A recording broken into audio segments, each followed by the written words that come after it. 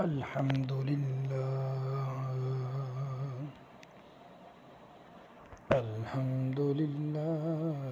نحمده ونستعينه ونستغفره ونؤمن به ونتوكل عليه ونعوذ بالله من شرور أنفسنا ومن سيئات أعمالنا من يهده الله فلا مضل له ومن يضلله فلا هادي له ونشهد أن لا إله إلا الله ونشهد أن سيدنا ومولانا محمدا عبده ورسوله بالهدى ودين الحق أرسله أما بعد فأعوذ بالله من الشيطان الرجيم بسم الله الرحمن الرحيم والسابقون الأولون من المهاجرين والأنصار والذين اتبعوهم بإحسان رضي الله عنهم ورضوا عنه وأعد لهم جنات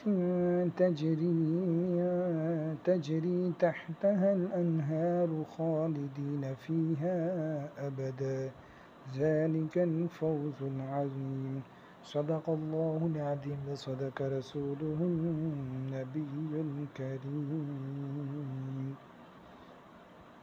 ونحن على ذلك لمن الشاهدين والشاكرين والحمد لله رب العالمين قال الله تبارك وتعالى في القرآن المجيد والفرقان الحميد إن الله وملائكته يصلون على النبي يا أيها الذين آمنوا صلوا عليه وسلموا تسليما اللهم صل على سيدنا مولانا محمد وبارك وسلم عليه معزز سامعین کرام،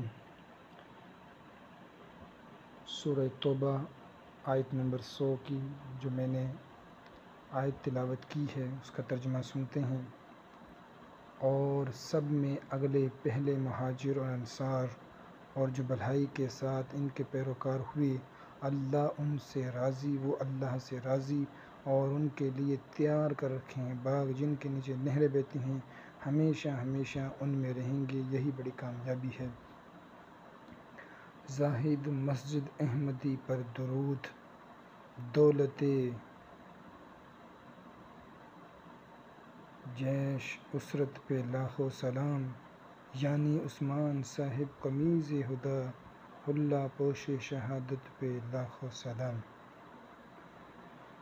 اللہ سے کیا پیار ہے عثمان غنی کا، اللہ سے کیا پیار ہے عثمان غنی کا، محبوب خدا یار ہے عثمان غنی کا، محبوب خدا یار ہے عثمان غنی کا، سرکار عطا پاش ہے عثمان غنی کا، دربار درہ بار ہے عثمان نبی کا، سرکار سے پائیں گے مرادوں پہ مرادیں، دربار یہ دربار ہے عثمان نبی کا،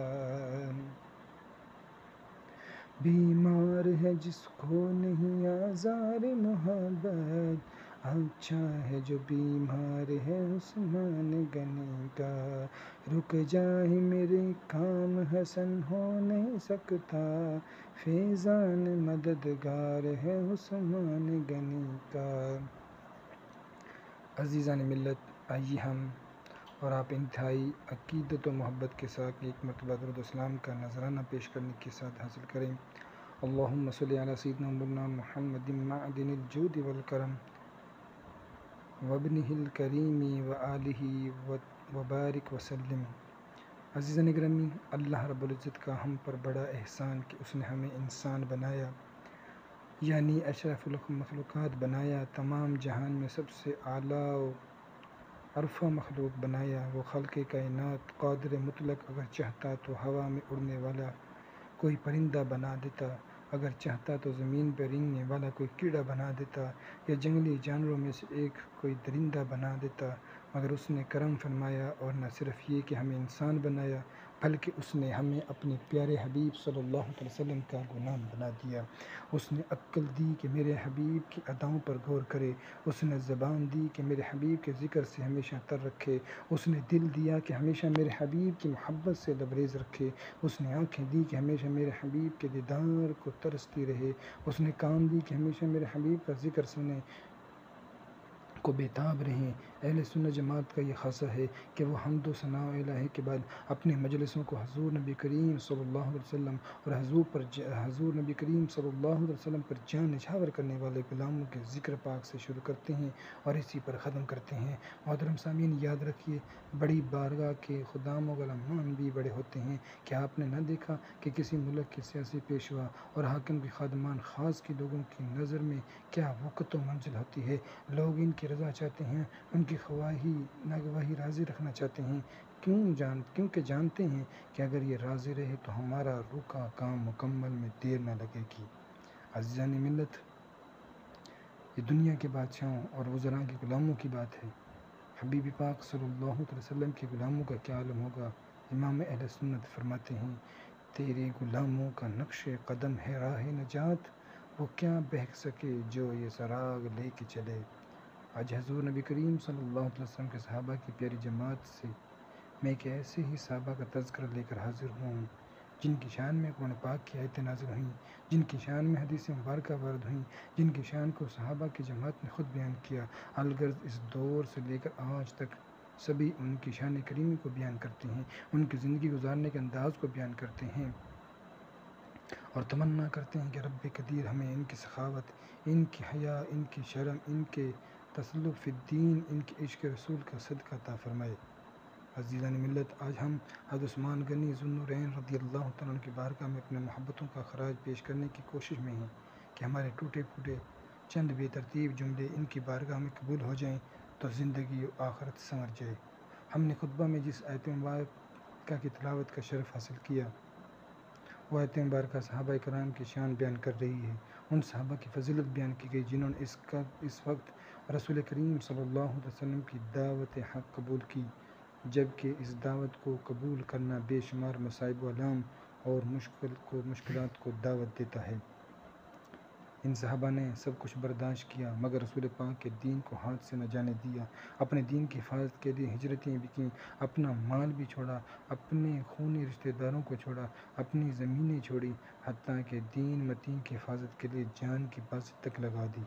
چنانچہ رب کریم عز و جل نے نہ صرف یہ کہ ان کے نفوس قدسیہ کی عظمتوں کو بیان کیا بلکہ ان کے متبعین کو بھی رفتوں سے نوازا اور یہ اعزاز دیا کہ رب ان سے راضی اور وہ رب سے راضی۔ معزز سامعین، رب کی رضا کے طالب ہم سب ہیں، بلکہ ہر مسلمان لاکھ گناہ گار ہو مگر رب کی رضا کا طالب ہوتا ہے۔ مگر آیت مبارکہ جن شرائط کو بیان کیا گیا بتائیں آج ان تمام شرطوں پر عمل کرنے والے کتنے ہیں؟ آپ ان حضرات کو انگلیوں پر گن سکتے ہیں۔ حضرت عثمان غنی رضی اللہ تعالیٰ عنہ نے حضرت ابوبکر صدیق رضی اللہ تعالیٰ عنہ کی تبلیغ دعوت پر اسلام قبول کیا۔ اسلام کے دائرے میں قدم رکھنے والوں میں آپ کا نمبر چوتھا ہے۔ حضرت ابوبکر صدیق، حضرت علی کرم اللہ وجہہ الکریم اور حضرت زید بن حارثہ رضی اللہ تعالیٰ عنہ کے بعد آپ ہی ہیں جنہوں نے اسلام قبول کیا۔ حضرت عثمان غنی رضی اللہ تعالیٰ عنہ نے اسلام قبول کرنے کے بعد بڑی تکلیفیں برداشت کیں، آپ کو رسیوں سے باندھ کر قید کر دیا گیا، آپ سے کہا گیا کہ جب تک تم اس نئے دین کو معاذ اللہ نہیں چھوڑتے ہم تمہیں نہ چھوڑیں گے۔ آپ نے سب کچھ برداشت کیا مگر دین اسلام چھوڑنا منظور نہ کیا۔ آپ ذرا سوچئے، اپنے اس دور کو ایک نظر دیکھیے اور اس دور میں رہنے والے لوگوں کو دیکھیے، ذرا سی تکلیف کیا آئی دین کو پس پشت ڈال کر رشتہ داریاں نبھاتے ہیں، یہ بھی نہیں دیکھتے کہ کن لوگوں سے تعلقات بنا رکھا ہے۔ دوستی یاری میں اپنے قوانین ہم نے خود بنا رکھے ہیں، اب اگر ان قوانین کی ضد میں اسلامی طرز زندگی بھیڑ چڑھ جائے تو چڑھ جائے، ہمیں کوئی پرواہ نہیں ہوتی۔ معاذ اللہ ان لوگوں کے ساتھ اٹھنا بیٹھنا، کھانا پینا، ملنا جلنا رہتا ہے جن سے تعلقات قائم کرنے سے حضور نے منع فرما دیا، اپنے مال کی حفاظت کے لیے ہر طرح کے سمجھوتے کرنے کو تیار ہیں۔ مسلمانوں، اگر تعلقات بنانے ہوں تو حضرت ابوبکر صدیق، عثمان غنی رضی اللہ تعالی عنہما جیسے بنائے جائیں۔ صدیق اکبر نیکی کی طرف دعوت دے رہے ہیں، عثمان غنی قبول کر رہے ہیں۔ کیا حضرت ابوبکر صدیق رضی اللہ تعالیٰ عنہ کا اس میں کوئی دنیاوی فائدہ تھا؟ کیا معاذ اللہ حضرت ابوبکر صدیق رضی اللہ تعالیٰ عنہ اپنی تجارت چمکانا چاہتے تھے؟ یا پھر حضرت عثمان غنی رضی اللہ عنہ کی دعوت قبول کر لینا کیا اس غرض سے تھا کہ میں اپنی تجارت کو بڑھاوا دے سکتا ہوں؟ نہیں، ہرگز نہیں، بلکہ قرآن عظیم ارشاد فرماتا ہے: والذین آمنوا وهاجروا وجاهدوا في سبيل الله والذین آووا ونصروا أولئك هم المؤمنون حقا لهم مغفرة ورزق کریم۔ اور جو ایمان لائے اور ہجرت کی اور اللہ کی راہ میں لڑے اور جنہوں نے جگہ دی اور مدد کی، وہی سچے ایمان والے ہیں، ان کے لیے بخشش ہے اور عزت کی روزی۔ ان حضرات کی ایمان کی گواہی خدائے وحدہ لا شریک کی لارائب کتاب دے رہی ہے۔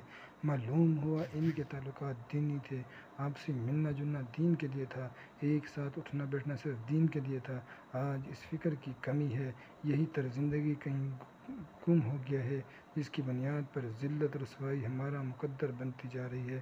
سوال ہے، کیا ہم ایمان والے نہیں؟ کیا ہم نے حضور کو نہ مانا؟ کیا ہم نے قرآن پاک کو نہ مانا؟ والذین آمنوا کے زمرے میں ہم نہیں آ رہے ہیں؟ بالکل مانا، صد حق کہ ہم نے سب کچھ تسلیم کیا ہے، ہم والذین آمنوا کے زمرے میں بھی داخل ہیں، مگر ہم نے ویسا نہ مانا جیسا ماننے کا حکم تھا۔ محبوب صلی اللہ علیہ وسلم سے منسوب ہر شے سے محبت ضرور رکھی گئی ہے، اور محبوب پاک صلی اللہ علیہ وسلم کی ناپسندگی سے ناراضگی کا اظہار ایمان کا حصہ بنایا گیا ہے۔ اب فیصلہ خود کریں کہ ایک جانب عثمان غنی رضی اللہ عنہ کی محبت کا دم بھی بھریں اور دوسری جانب ان کے عمل سے آنکھیں چرائیں۔ کیسی محبت ہے یہ! معزز سامعین، مشہور واقعہ ہے کہ صلح حدیبیہ کے موقع پر جب حضور نبی کریم صلی اللہ علیہ وسلم نے حضرت عثمان غنی رضی اللہ عنہ کو سفیر بنا کر اشراف قریش کے پاس مکہ مکرمہ بھیجا تھا کہ انہیں خبر دے کہ اللہ کے حبیب صلی اللہ علیہ وسلم زیارت کے لیے بقصد عمرہ تشریف لائے ہیں۔ القصہ مختصر: اشراف قریش نے حضور نبی کریم صلی اللہ علیہ وسلم کو طواف خانہ کعبہ سے روک دیا، مگر عثمان غنی رضی اللہ عنہ کو اجازت دے دی کہ آپ طواف خانہ کعبہ کرنا چاہیں تو کریں، مگر وہ صلی اللہ علیہ وسلم نہیں کر سکتے۔ اس پر حضرت عثمان غنی رضی اللہ عنہ نے بڑا تاریخی جملہ ارشاد فرمایا کہ ایسا نہیں ہو سکتا کہ میں نبی کریم صلی اللہ علیہ وسلم کے بغیر طواف کروں۔ ادھر مقام حدیبیہ میں مسلمانوں نے آپس میں گفتگو شروع کی۔ عثمان خوش نصیب ہیں، مکہ شریف پہنچے اور طواف کریں گے۔ حضور نے ارشاد فرمایا کہ میں جانتا ہوں وہ میرے بغیر طواف نہ کریں گے، اور واقعی آپ نے حضور کے بغیر طواف نہ کیا۔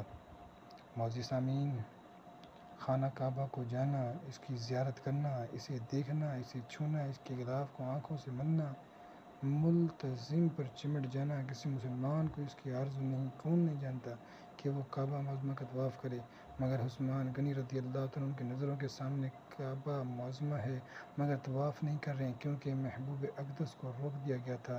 حضرت عثمان غنی کی حضور نبی کریم صلی اللہ علیہ وسلم تسلیم سے وارفتگی کو ملاحظہ فرمائیے کہ بلا شبہ کعبہ کا طواف حرم مکہ آنے والے پر لازم ضروری ہے، مگر یہ کیسے ممکن ہے کہ وہ عمل جو امام نے نہ کیا مقتدی کر لے؟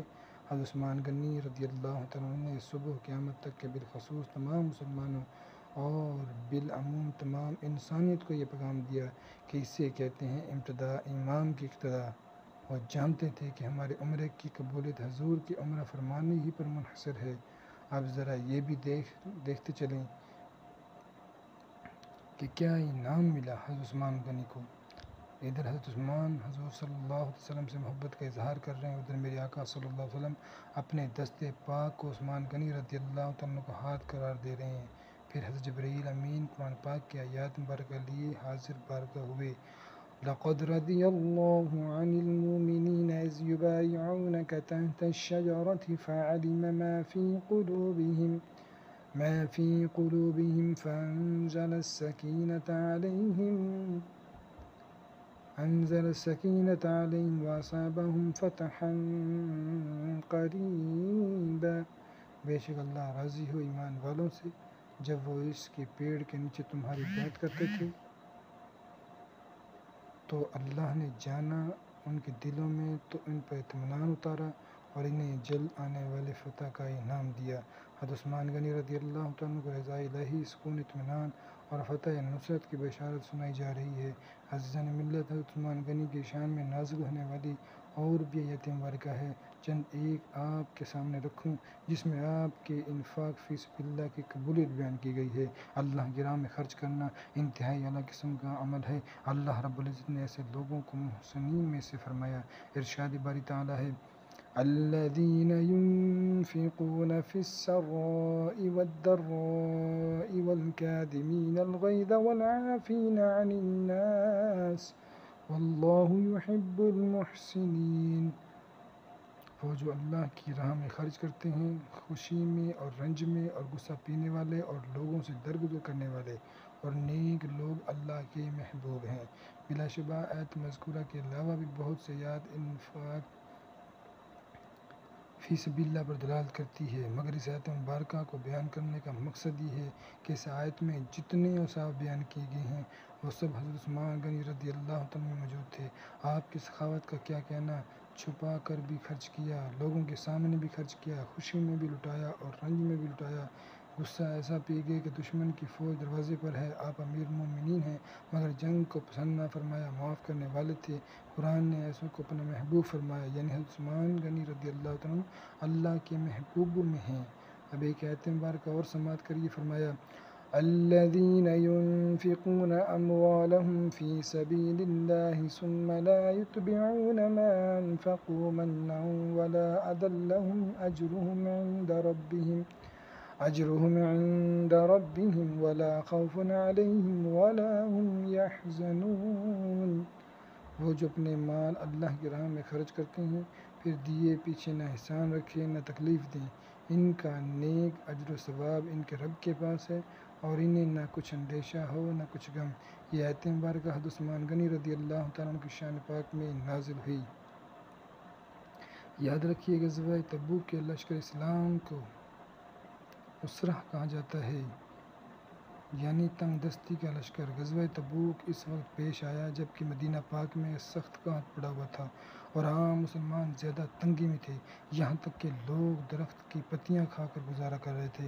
ایسے نازک وقت میں حضرت عثمان غنی رضی اللہ عنہ نے اپنے مال کا ایک بڑا حصہ حضور کے قدموں پہ نچھاور کیا۔ ترمذی شریف میں حضرت عبد الرحمن بن خباب رضی اللہ عنہ سے روایت ہے، میں رسول پاک صلی اللہ علیہ وسلم کی بارگاہ میں اس وقت پہنچا جب آپ صلی اللہ علیہ وسلم اسریٰ کی مدد کے لیے لوگوں کو جوش دلا رہے تھے۔ حضرت عثمان غنی رضی اللہ عنہ کھڑے ہوئے اور عرض کرتے ہیں، یا رسول اللہ صلی اللہ علیہ وسلم، 100 اونٹ بما ساز و سامان کی پیش کرتا ہوں۔ پھر حضور صلی اللہ علیہ وسلم نے لوگوں کو ترغیب دی، آپ پھر کھڑے ہوئے اور عرض کرتے ہیں، یا رسول اللہ صلی اللہ علیہ وسلم، 200 اونٹ بما ساز و سامان کی پیش کرتا ہوں۔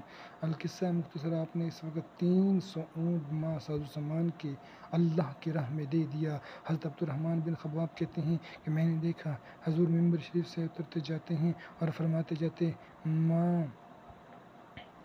علی عثمان ما عمل بعد هذه ما علی عثمان ما عمل بعد هذه، یعنی حضور صلی اللہ علیہ وسلم نے 2 مرتبہ ارشاد فرمایا یہ جملہ، یعنی عثمان کو اب وہ عمل کوئی نقصان نہیں پہنچائے گا جو اس کے بعد کریں گے۔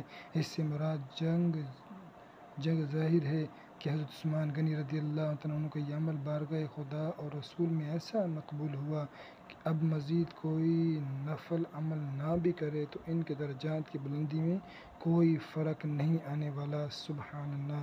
عزیزان گرامی، اس مختصر کی گفتگو کے بعد اب آئیے ذرا میں آیت مذکورہ کے کچھ خاص الفاظ پر آپ کی توجہ چاہتا ہوں۔ ابھی ہم نے بیان کیا کہ یہ آیت غزوہ تبوک کے وقت شان عثمان غنی رضی اللہ تعالیٰ عنہ میں نازل ہوئی۔ غزوہ تبوک رسول پاک کی حیات طیبہ میں سب سے آخری غزوہ ہے، یعنی 9 ہجری میں یہ غزوہ پیش آیا، مگر آپ اس آیت پاک میں کہیں غزوہ تبوک کا ذکر نہ پائیں گے۔ قرآن پاک نے یہ نہ فرمایا کہ عثمان غنی اور عبد الرحمن بن عوف نے جو غزوہ تبوک میں مال خرچ کیا اس کا یہی نام ہے، بلکہ عموماً بیان کیا، اور قرآن کا لفظ ینفقون اس عموم پر دلالت کرتا ہے۔ مطلب یہ ہوا کہ یہ وہ لوگ ہیں جو اپنے مال اللہ کی راہ میں مسلسل خرچ کرتے رہتے ہیں، اس سے پہلے بھی کیا ہے اور آج بھی کر رہے ہیں۔ عمل کے تسلسل اور مزاج کے استقبال کو بیان کر رہا ہے قرآن، اور حق ہے کہ حضرت عثمان غنی رضی اللہ عنہ نے کئی مقامات پر اپنے مال سے دین کی خدمت کی ہے۔ انشاءاللہ کچھ دیر بعد وہ ایک چیزیں اور ہم بیان کریں گے۔ اس تسلسل اور مستقل مزاجی کو تصور میں رکھیں اور آیت مبارکہ کے اگلے جز کو دیکھیے، اور یہ ایسا جز ہے جو حضرت عثمان غنی کے اوصاف حمیدہ سے ایک وصف کو بیان فرما رہا ہے۔ فرمایا گیا ثم لا یتبعون ما انفقوا منا ولا اذى لهم اجرهم، جو خرچ کرتے ہیں اس پر نہ کوئی احسان رکھتے ہیں نہ تکلیف دیتے ہیں۔ سبحان اللہ، کیا جامعت ہے۔ حضرت علامہ مفتی احمد یار خان نعیمی اس آیت کے تحت فرماتے ہیں کہ احسان رکھنا یہ ہے کہ دوسروں کے سامنے اس کا ذکر کریں اور فقیر کو رسوا کریں، اور تکلیف دینا یہ ہے کہ اسے طعنہ دیں۔ ان سے صدقات کا ثواب جاتا رہتا ہے، بلکہ مسلمانوں کو ایذا دینے کا عذاب لازم ہو جاتا ہے۔ عزیزان ملت، اب ذرا آج کے مسلمانوں کے حالات کا جائزہ لیں، بلکہ خود ہم اپنی کیفیت کو دیکھیں، اپنے ضمیر اور اپنے نفس کی جانب نظر کریں کہ ہمارا کیا حال ہے۔ غزوہ تبوک کے وقت 61 سال کا زمانہ تھا، مگر پھر بھی حضرت عثمان غنی رضی اللہ تعالیٰ عنہ نے اپنے مال کا ایک بڑا حصہ رائے خدا میں عطا کر دیا، مگر اس پر نہ احسان جتایا نہ کسی طرح کی کوئی تکلیف دی۔ آج کورونا کا دور ہے، سوال یہ ہے کہ کوئی ایسا جو حضرت عثمان غنی جیسی سخاوت کا کوئی ادنیٰ نمونہ ہی پیش کر سکا۔ میں یہ نہیں کہتا کہ کچھ نہیں کیا گیا، بلا شبہ بہت کچھ کیا گیا، اور جو ہوا بہت اچھا ہوا، لیکن لوگوں نے بھی کیا، بہت ہی بہتر عمل کیا، مگر حضرت عثمان غنی رضی اللہ عنہ جیسا کوئی کر سکا ہے؟ مجھے یقین ہے، اگرچہ آپ پوری دنیا میں خرچ کرنے والوں کی فہرست نہیں جانتے، مگر پھر بھی یقین کے ساتھ کہہ سکتے ہیں کہ نہیں، حضرت عثمان غنی جیسا کسی نے خرچ نہیں کیا۔ اب یہاں عقیدہ کی بات کرتا چلوں، جب پوری امت مسلمہ مل کر حضور صلی اللہ علیہ وسلم کے ایک صحابی کے ایک عمل کے برابر نہیں ہو سکتی، تو کوئی عام بشر رسول پاک صلی اللہ علیہ وسلم کے برابر کیسے ہو سکتا ہے؟ محترم سامعین، 5 افراد تقسیم کرنے والے ہیں، مٹھی بھر اناج دے کر سوشل میڈیا پر اس کی تصویر شائع کی جاتی ہے، غریب کی غربت کا جنازہ نکال دیا گیا۔ لوگوں نے بتایا کیا یہ احسان جتانا نہیں ہو رہا؟ بتائیں کیا اس عمل سے اس غریب کے دل کو تکلیف نہیں ہو رہی؟ بتائیں کیا تصویر کشی سے یہ نہیں سمجھ میں آ رہا کہ تم غریب ہو اس لیے یہ ذلت تمہارا مقدر بنی ہے؟ اللہ اکبر، وہ عثمان ذو النورین ہیں، سینکڑوں اونٹ رائے خدا میں خرچ کر دیا اور پھر خود غزوہ تبوک میں اپنی جان کا نذرانہ لیے حاضر ہو گئے۔ لشکر اسلام کے نہ جانے کتنے صحابہ کے خوردنوش کا انتظام حضرت عثمان غنی رضی اللہ تعالیٰ عنہ کو دیے ہوئے مال سے ہوا ہوگا، مگر حضرت عثمان غنی رضی اللہ تعالیٰ عنہ جانتے تھے کہ یہ مال اسی ذات مصطفیٰ صلی اللہ علیہ وسلم کے صدقے طفیل دیا گیا۔ اگر میں نے انہی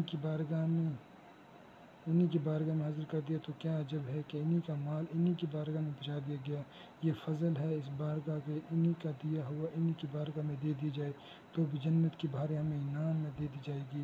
جنت ایسی کہ جس کے نیچے نہریں بہیں، جنت ایسی کہ جس کی رونق کا تصور نہ کیا جا سکے، جنت ایسی کہ جس کی بہاروں کا مقابلہ نہ کیا جا سکے، محض عمل اتنا ہے کہ ان کا دیا ہوا انہی کی بارگاہ میں دے دیا۔ سبحان اللہ، ان افراد کو سوچنا چاہیے کہ مٹھی بھر اناج غربا میں تقسیم کر کے وہ کیا بتانا چاہتے ہیں کہ بہت سخی ہیں، یہ بہت مالدار ہیں، یہ بہت دل والے ہیں۔ حضرت عثمان غنی رضی اللہ عنہ شان میں نازل ہونے والی ایک اور آیت پاک کو سنیے چلیے۔ سَيَذَّكَّرُ مَن يَخْشَىٰ وَيَتَجَنَّبُهَا الْأَشْقَى الَّذِي يَصْلَى النَّارَ الْكُبْرىٰ، عنقریب نصیحت ماننے کو جو ڈرتا ہے اور اس سے وہ بڑا بدبخت دور رہے گا جو سب سے بڑی آگ میں جائے گا۔ حضرت علامہ اسماعیل حق کی تفسیر روح البیان میں فرماتے ہیں کہ مدینہ منورہ میں ایک منافق رہتا تھا، اور اس کے پڑوس میں ایک انصاری صحابی کا مکان تھا۔ منافق کے مکان کا ایک درخت انصاری صحابی کے گھر میں جھکا ہوا تھا، جن کا پھل انصاری کے مکان میں گرتا۔ اس کی شکایت صحابی نے رسول پاک صلی اللہ علیہ وسلم سے کی۔ حضور اکرم صلی اللہ علیہ وسلم نے منافق کو بلایا۔ اس وقت تک اس کا نفاق لوگوں پر ظاہر نہ ہوا تھا۔ حضور نبی کریم صلی اللہ علیہ وسلم نے ارشاد فرمایا کہ یہ درخت اپنے پڑوسی کے ہاتھ بیچ دو، تمہیں اس کے بدلے جنت کا درخت ملے گا۔ مگر منافق نے انصاری کو درخت دینے سے انکار کر دیا۔ حضرت عثمان غنی رضی اللہ عنہ نے اس درخت کو ایک مکمل باغ دے کر خرید لیا اور انصاری کے حوالے کر دیا۔ اس وقت یہ آیت پاک نازل ہوئی۔ سبحان اللہ۔ عزیزان محترم، بظاہر یہ ایک واقعہ نظر آ رہا ہے، مگر ذرا سا غور کیجیے تو کئی چیزیں نکل کر سامنے آتی ہیں۔ سب سے پہلی بات کہ حضرت عثمان غنی رضی اللہ عنہ نے اپنے اس عمل سے نبی کریم صلی اللہ علیہ وسلم کے متعلق اپنا عقیدہ ظاہر کر دیا کہ حضور صادق الامین ہیں، حضور جو فرماتے ہیں وہی ہوتا ہے، اور حضور نے دنیا کے اس درخت کے بدلے جنت کے درخت کا وعدہ کیا تھا، تو اختیار رب العزت نے آپ کو دیا ہے، جو چاہے جسے چاہے جتنا چاہے اتنا دے۔ دوسری بات یہ کہ حضرت عثمان غنی رضی اللہ عنہ کی امت مسلمہ کی محبت نظر آ رہی ہے۔ قرآن نے فرمایا ہے انما المؤمنون اخوۃ، تمام مومن آپس میں بھائی ہیں۔ ایک بھائی کی تکلیف دور کرنے کی طاقت مجھے ہے اور میں اس سے اس کی تکلیف کو دور نہ کروں، یہ کیسے ہو سکتا ہے؟ بات واضح طور پر نکل کر سامنے آ گئی۔ جو لوگ حضرت عثمان غنی رضی اللہ عنہ کا دن مناتے ہیں یا ان کی محبت کا دم بھرتے ہیں، تو ان پر ضروری ہے کہ وہ حضرت عثمان غنی رضی اللہ عنہ کے اخوت بھائی چارگی کی اس مثال کو اپنی زندگی کا حصہ بنائے۔ جہاں یہ معلوم ہوا کہ پڑوسیوں کو تکلیف دینا منافقانہ عمل ہے، وہیں یہ بھی ظاہر ہوا کہ پڑوس کی تکلیف کو دور کرنا حضرت عثمان غنی رضی اللہ عنہ کا عمل ہے۔ مسلمانوں کے درمیان آپس تعلقات کمزور ہو گئے، اسی لیے غیر ہم پر غالب آتے گئے۔ عزیزان ملت، اب ذرا حضرت عثمان غنی رضی اللہ عنہ کے دورہ خلافت کے حالات دیکھیے۔ حضرت عثمان غنی رضی اللہ عنہ نے محرم الحرام 24 ہجری میں منصب خلافت کا عہدہ سنبھالا۔ عہدہ خلافت سنبھالنے کے بعد آپ نے گورنروں کو خطوط ارسال فرمائے۔ یہاں مناسب سمجھتا ہوں کہ اس خط کے مضمون کو آپ کے حضرات کے سامنے رکھا جائے تاکہ اسلامی اور غیر اسلامی طرز اقتدار میں فرق محسوس کیا جائے۔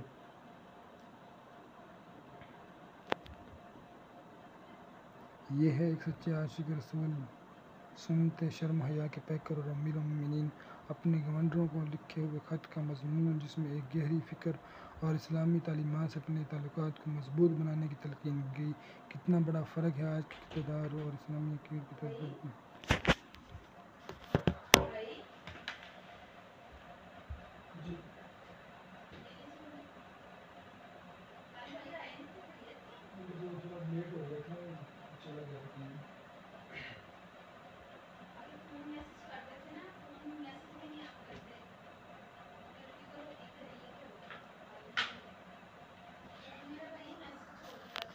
ٹھیک۔ عثمان غنی کے زمانہ پاک میں بہت سی دیگر بڑی بڑی فتوحات ہوئی ہیں، ایمان پر فتح حاصل ہوئی ہیں۔ رے جو خراسان کا دارالسلطنت تھا، وہیں اسلام پر پرچم لہرایا گیا۔ آپ ہی زمانہ پاک میں پہلا بحری اسلامی لشکر روانہ ہوا، جس کی قیادت میں حضرت امیر معاویہ رضی اللہ عنہ فرما رہے تھے۔